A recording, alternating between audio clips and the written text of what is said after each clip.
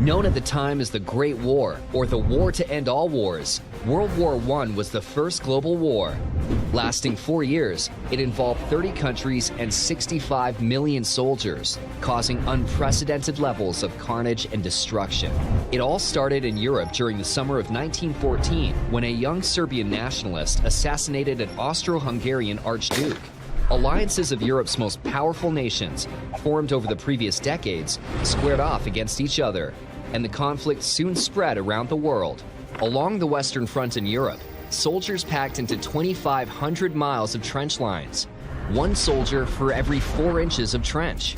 World War I introduced many technological firsts, such as machine guns, tanks, and chemical weapons. In all, more than 100,000 tons of chemical weapons agents were used in the conflict. And the first ever blood bank was set up by U.S. Army Medical Corps on a Belgian battlefield in 1917.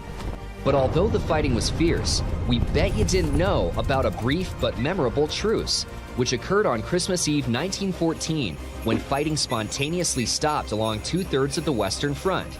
Near Ypres, Belgium, German and British troops played a football match in no man's land. Germany won 3-2. Most leaders had thought the war would be over by the holidays, but 4 more years of bloodshed ensued.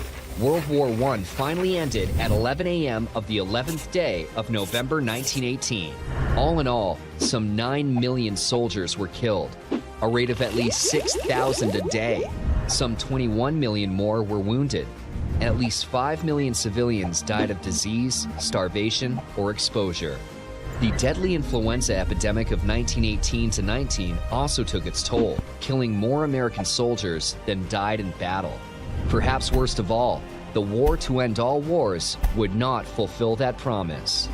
Instead, the Versailles Treaty's punitive terms against Germany proved a destabilizing force, helping sow the seeds for Adolf Hitler's rise and the start of another world war barely 2 decades later.